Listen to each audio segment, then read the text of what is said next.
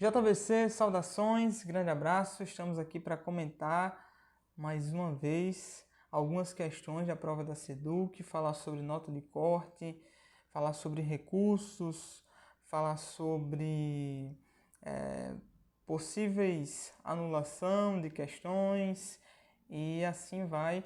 E hoje a gente vai começar comentando aqui pela prova de língua portuguesa, beleza? Então vamos lá.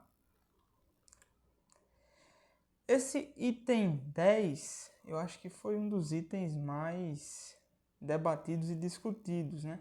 Inclusive pelos cursinhos preparatórios, pelos professores. Esse item, de fato, ele cabe discussão e tem bons argumentos plausíveis.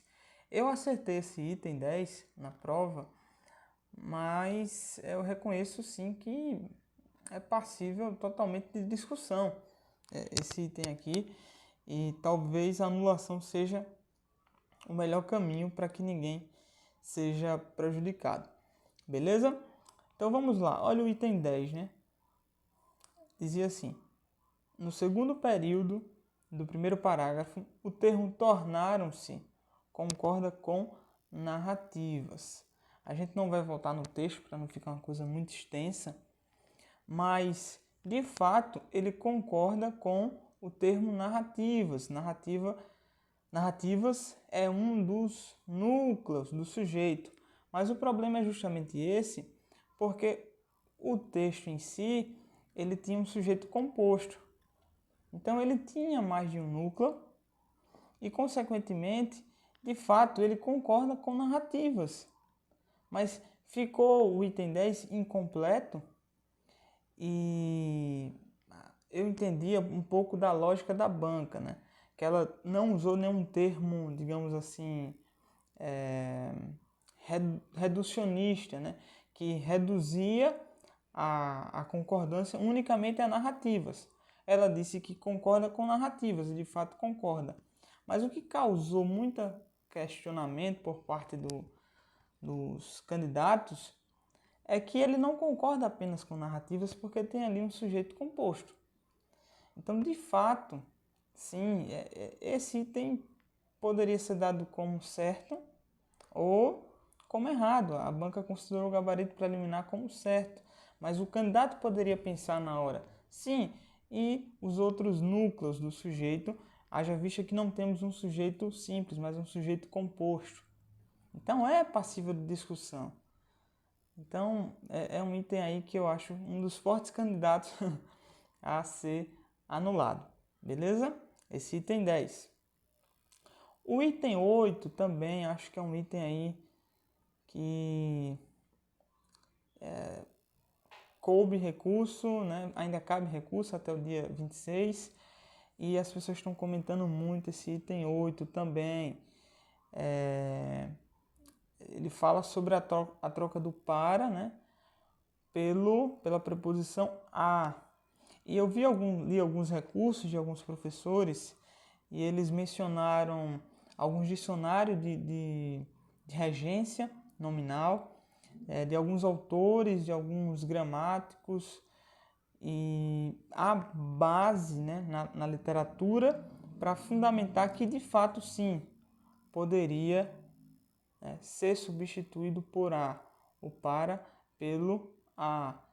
Cita até um gramático chamado Celso Luft, certo?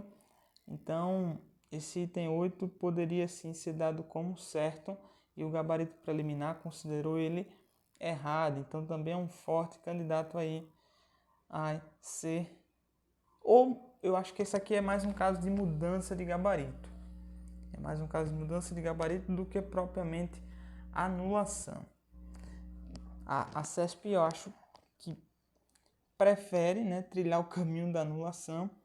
É um procedimento até mais seguro anular o item, mas esse aqui é um caso que pode sim ensejar a mudança de gabarito. E daí, o que acontece se mudar o gabarito? Vamos supor que você tenha acertado com o gabarito preliminar, né? Marcou como errado.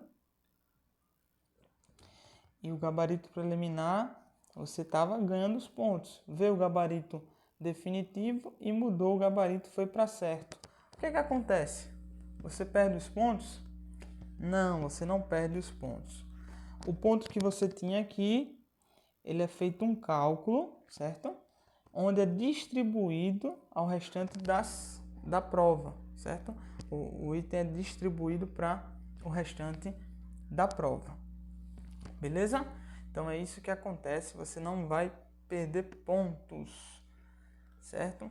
É uma distribuição. E aquele que marcou certo e vinha a mudar, supostamente, né? Considerando aqui uma suposição, ele vai ganhar os pontos, né? Estava errado, deu como certo, ele vai ganhar o ponto da questão. Beleza? Então é isso. Esse item 8 também é um forte candidato a mudança de gabarito. Ou a banca pode optar por anular, né? Talvez ela encontre algum gramático que discorde dessa mudança, ou melhor, dessa substituição do para pelo a, certo? Nessa circunstância, nesse contexto aqui do nosso texto. Mas os recursos estão apresentando alguns gramáticos, como, por exemplo, o Celso Luft, que no seu dicionário de regência nominal considera que essa substituição é plausível, é possível. Beleza? Então essas foram as duas questões de português que gerou bastante discussão e que eu creio que sim, elas são passíveis aí de ou anulação ou mudança de gabarito. Beleza? Esse item 5, ainda tentei dar uma lida nele, por causa desse termo vivências artísticas. Causou muita dúvida, inclusive eu caí nesse item. Eu achei que vivências artísticas não seria um sinônimo do repertório cultural, né, como o texto coloca lá, não com esse termo repertório, mas a vivência cultural, o contato com a cultura e usando-se da cultura como mediação para lidar com possíveis sofrimentos ou enfrentar, né, a possibilidades de sofrimento psicológico. Então, eu considerei que aqui forçava um pouco, né, essas vivências artísticas, mas depois lendo com calma e vendo o comando da questão, infere-se do texto, né, que é uma inferência, ou seja, pode ir um pouco além, pode ir um pouco além não, mas pode suspender um pouco ali, avançar um pouco na interpretação do texto, né? É um comando de interpretação, infere-se. Era possível sim inferir isso. Eu acho que esse item vai se manter como certo, embora eu considerei, enquanto fazia a prova, ele um item errado por utilizar esse termo vivências artísticas. Beleza? Então é pouco provável que ele mude, mas vamos aguardar, né? Vamos aguardar o que a banca nos espera. Beleza? Então esses são os comentários, né, que eu faço da prova de português, de alguns itens. Se houve mais algum item que lhe causou questionamento, dúvida, que você discorda, então comenta aí, deixe nos comentários. Tem todo o direito, toda a liberdade. Então fique à vontade. Se agora comentando sobre nota de corte, gente. Nota de corte. Algumas pessoas se perguntando, a nota de corte tende a subir, tende a descer, o que é que vai acontecer? Olha, a gente pode ter dois caminhos de análise, né? Análise quantitativa e análise qualitativa. O concurso desse ano teve um quantitativo de inscritos maior. E quantitativo de inscritos maior, em tese, ele vai aumentar, né, a pontuação ali da nota de corte, né, que é a nota do último colocado dentro das vagas, né, aquele grupo seleto que vão ser convocados para a prova de títulos e as posteriores fases. Então, analisando quantitativamente, tem um número maior de vagas. Paralelo a isso, teve até um amigo aqui do canal que comentou isso. Eu mando até um abraço aqui para ele. Ele fez até um comentário sobre isso. Mas paralelo a isso tem um número de vagas maior, certo?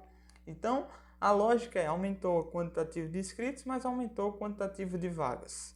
Então aqui a gente, numa análise quantitativa, estamos estabilizados, né? A ideia era de manutenção, né, do gabarito, em tese. Manutenção do gabarito não, perdão. Manutenção da nota de corte na média do concurso anterior. Mas aí entra outras análises. E aí é uma análise mais qualitativa. O nível da prova. O nível da prova foi superior ou inferior ao da prova anterior? Certo? Se foi superior, a nota de corte tende a cair. Se for inferior, tende a subir, né? Aqui temos uma inversão, certo? Então, são coisas a ser consideradas. E tem uma coisa que é impossível, é uma variável aqui da nossa discussão, que é impossível a gente mensurar. Essa do nível da prova é possível mensurar, porque a gente tem a prova nas mãos e pode comparar com a prova anterior, e quem fez as duas pode fazer essa análise. Agora, o nível dos candidatos, da preparação, é uma coisa que a gente não sabe. É uma coisa que a gente não tem plena noção, que a gente não tem como investigar, né? Cada candidato fez sua preparação única, então não dá para saber se as pessoas foram em um nível de preparação para a prova alto ou baixo. Isso é uma variável que a gente não tem controle. E não tem como tentar inferir, né? Fazer inferências. Então, analisando pelo lado quantitativo, eu percebo uma ideia de manutenção da nota de corte. Quando eu levo em conta essa variável qualitativa do nível da prova, aí a gente pode começar a repensar, né? Manutenção ou diminuir, a gente começa a repensar essas coisas. E por fim, quando a gente para pensar que o sistema de pontuação do concurso anterior, e aqui eu já confirmei com algumas pessoas que prestaram o concurso anterior, de fato eram duas erradas que anulavam uma certa, e agora isso é uma errada que anula uma certa. A mudança, pode haver uma mudança aí sim da nota de corte. Então temos essas variáveis, né? Temos essas variáveis que a gente precisa lidar com elas. E é muito difícil. O algoritmo do olho na vaga, ele consegue muitas das vezes chegar a 2 pontos de diferença, a 1 ponto, 3 pontos, às vezes consegue cravar a nota de corte, mas eles conseguem isso em concursos que eles têm uma amostragem, ou seja, muitas notas cadastradas no sistema. E não é o caso da SEDUC Alagoas, tem poucas notas cadastradas, então não dá para fazer essas inferências com precisão a partir do algoritmo lá do aplicativo Olho na Vaga. Então, gente, eu sei que isso causa muita ansiedade em todo mundo, eu sei o que é isso. Sou participante de alguns concursos que já fiz e sei o quanto até o resultado final a gente fica bastante ansioso. Mas quanto a isso de estimativa, é uma coisa assim que a gente não tem muito controle. E eu boto até isso na minha cabeça muitas das vezes. O que tinha para ser feito, foi feito.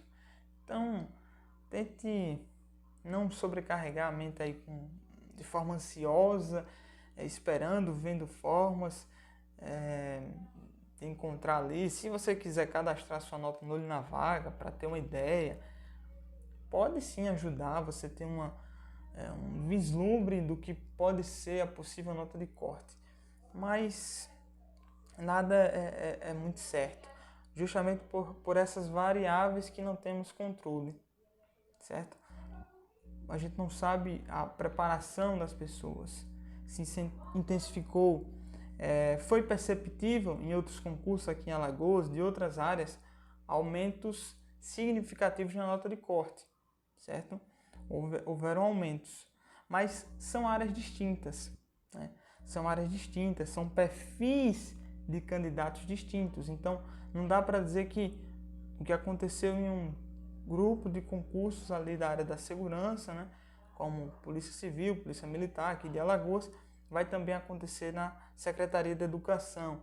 Não dá para fazer essa relação de foi assim em tais concursos, vai ser assim também. Não dá.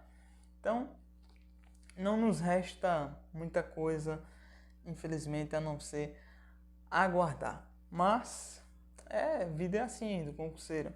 Ele sofre antes da prova e depois da prova, vendo as tristes questões que errou e também esperando o resultado. Tranquilo? Então é isso, fica aqui esse meu comentário, fica aqui minhas considerações e vamos seguir em frente, estudando e tentando controlar essa ansiedade até o resultado final. Espero que alcancem, vocês que estão me ouvindo, bons resultados e compartilhe aí sua visão, sua compreensão, se você acha que tende a subir, tende a aumentar, o que é que você acha disso tudo e vamos nessa, né? Vamos aguardar. JVC, saudações, grande abraço.